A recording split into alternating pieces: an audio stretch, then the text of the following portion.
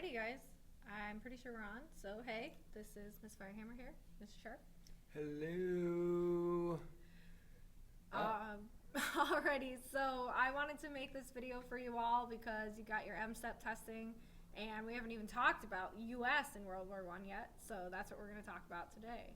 We were a part of it, but not a huge part of it. Not as much as maybe our role that we had in the Second World War. So here we go. Alright, so first of all, as Mr. Sharp was just saying, we weren't in there for very long because for most of the war, we wanted to be neutral. President Wilson, who was the president during this time, ran on a party platform to say that he's going to keep us out of war. And people wanted to keep us out of war. They didn't want to get tangled in this foreign war that they thought they had nothing really to do with. A lot of people in the United States had very conflicting ties with Europe because the United States is a country of immigrants. You've got German immigrants who feel like Germany's on the right path of what they're doing, and then you've also got French immigrants and British immigrants who are on the side of the French and the British during this conflict as well. So we've got a lot of conflicting ties with Europe that's making it seem like the U.S. should be more of a neutral kind of party to this. Now, but we did have our staunchest allies that are still, kind of as France and Britain, and we are going to go through some things with them. But it's also important to note that if you think about it, we have all grown up in this world where the United States is the big police of the world. We stick our nose in everywhere.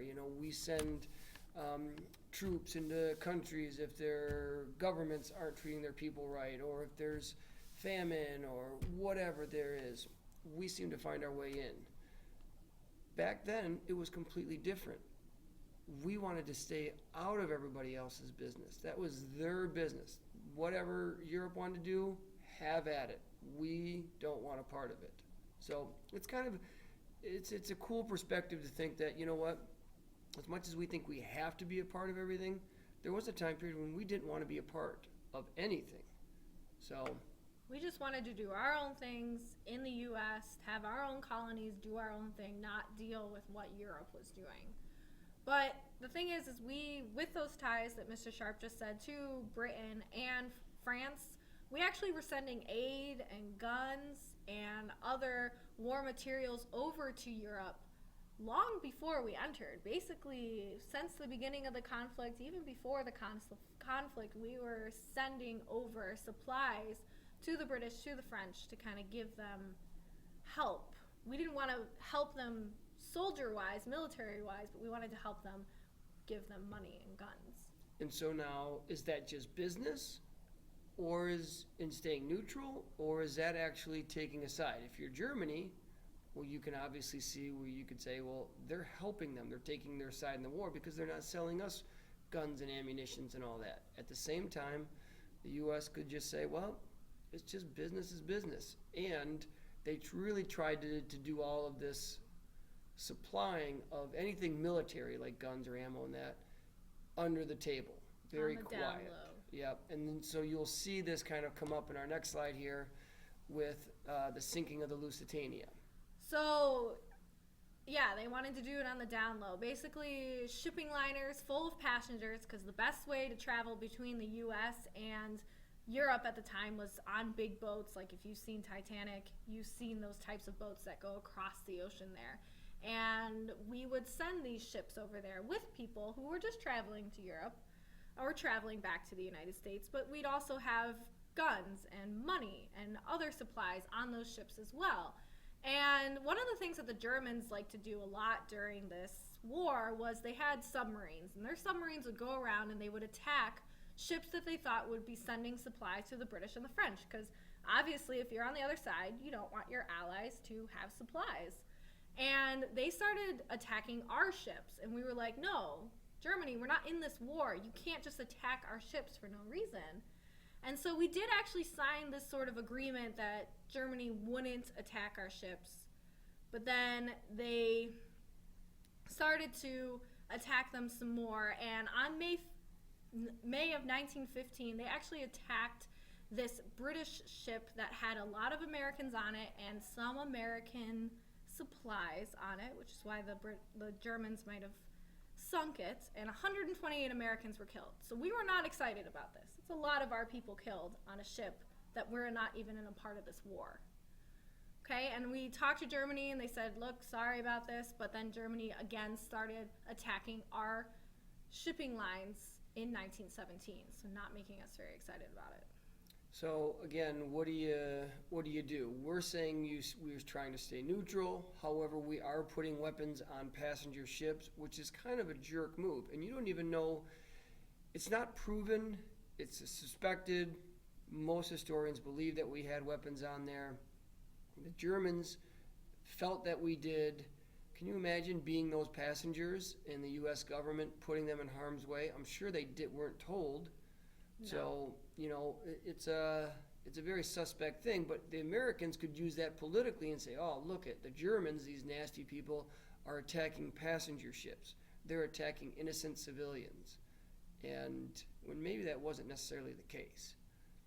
But maybe that's a reason to go into war. So maybe. But again, now it's 1915.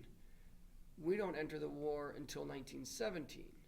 And the war had just started in, November of 1914? Yes. So at that point, we're not even a year into the war. We're trying to stay neutral. And we've got another, year and a half before we actually do make it into the war. So yeah, it wasn't a right-away thing. Sorry. Right. No, and another one of the catalysts that brought us into war was this note that Great Britain intercepted that was going from Germany to Mexico. And so Great Britain intercepted this coded message that Germany was telling Mexico that, hey, we will, if you help us out in this sort of war that we're having, we'll help you out by getting the land that the U.S. took. So if you maybe attack the U.S., kind of mess with the U.S. a little bit, maybe send us some supplies, some stuff over here in Mexico, we'll come back and help you grab Texas, New Mexico, Arizona, the lands that we, as the U.S., took from Mexico. Obviously, as an American, we're not very happy about this. Great Britain actually then tells us what they intercepted. And can you even imagine being an American at this time and realizing that right down there in Mexico, they are thinking about attacking us? So, and again, there is some outside source to say, well, was the letter legit, or was this Great Britain trying to get us into the war? But Zimmerman was the German foreign minister sending it to Mexico to try, again, making us worry about an attack to our border at the south and maybe not worry so much about what was going on in Europe. So I just have two pictures here. My top one is of the Lusitania sinking. You've got Uncle Sam in the background going, oh man, you Germans, you attacked us. So kind of a propaganda, as we talked about in class, to sort of say maybe we should enter this war. These Germans are terrible people. They're killing our civilians. And then the other one being that German foreign minister talking to a very stereotypical depiction of a Mexican there. And the note says, join with Germany, and you get a bit of the United States. So again, like we went over in class, the propaganda, how do you Huge. turn people's sentiments and feelings about the war in the favor that they want to go? All right, so with that Zimmerman telegraph, with the sinking of the Lusitania, and with just the changing of the fact that this war is going on for a while, we have sent so many supplies over to Britain and France, and they are not looking good. Remember I talked about those battles. The Allies are not winning them at the beginning. We have a lot of money in this war, which might have been another reason why we decided to then, Congress declared war on Germany in April of 1917. Wilson said he wanted to make the world safe for democracy. That was his reasons for entering into this war. But of course it's 1917. We all know the war ends in 1918. But also, it's not like we were ready to send over people right away to Europe, and it's not like it takes 2 seconds to get to Europe. We had to train our soldiers, we had to get supplies, we had to mobilize our people, and then send them all the way over to Europe. So it took us a long time to actually get there and get our troops there. So that was through the draft, right? Yes. So we had to, that's why we're forcing people to come in through the draft, sign up, and go. So.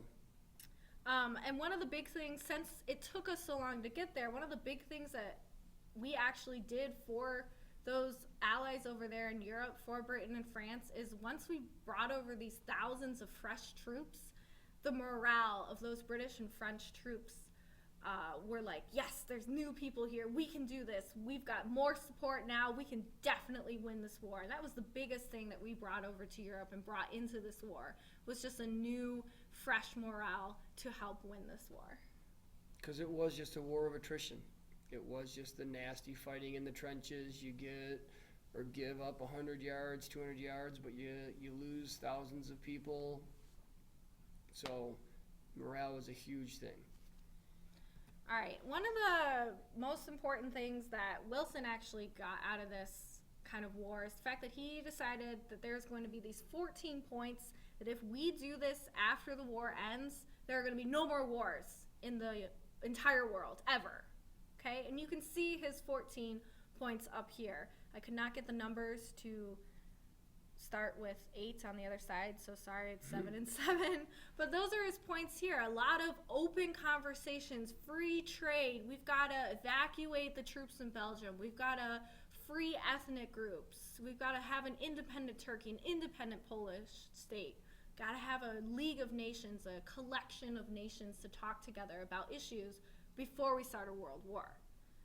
And so one of the biggest things, 2 parts, was one, that League of Nations was kind of like the precursor to the United Nations, all right? But the awkward point about this is, as much as President Wilson comes in and kind of runs the meetings here and takes this back to the U.S. Congress to get approval, and it does not get approved by our Congress. So Wilson's kind of got a little egg on his face that this was his big idea, and then the U.S. Congress doesn't back him on it. Yeah. And some of these things happened after the war, some of them did not. And obviously, as we know, we got into a World War II. It did not help to end all wars. All right, and I just have a couple more slides here, and just the fact that history is not just those white men fighting in the war.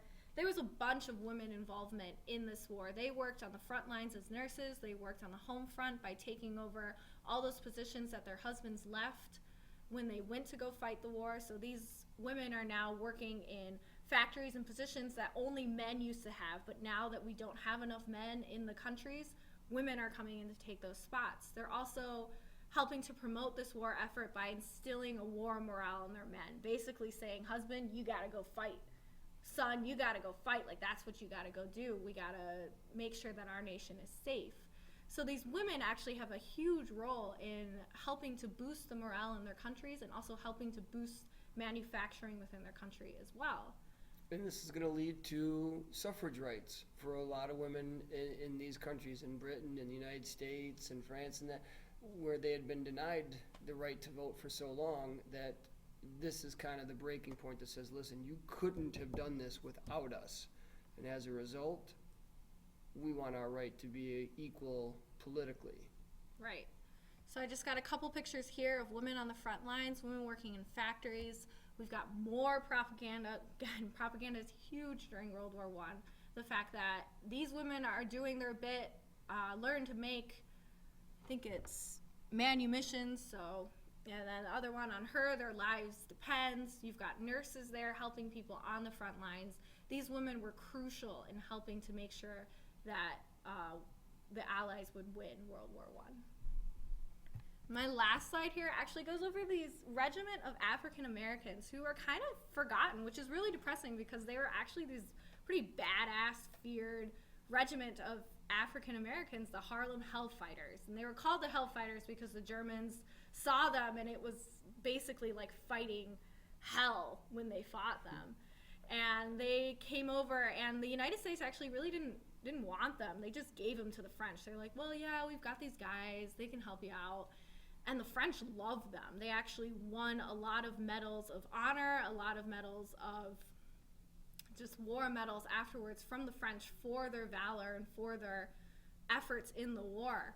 And they afterwards came back and were kind of praised after the war. They fought in World War II as well, but then kind of forgotten. And I just kind of wanted to mention that there's this kind of cool regiment here. It is very cool that, unfortunately, when you think about it, at that point in our country's history, they had a very limited role. There were only 2 divisions of African Americans. They were segregated, that were actually combat prepared. Everybody, all other African Americans were either in support positions, like cooks or cleaning crew or something like or that. supply chains, things like that, but were not allowed to fight, and they weren't allowed to be officers.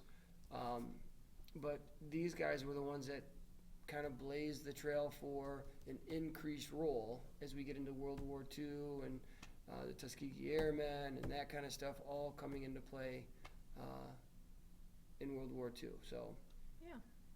So I think that's all I got. hey, possibly Ms. Firehammer's last YouTube video here with us. Wow. So thank you for everything. Great job. Thanks. All right. Love you guys. Meow, meow. Bye.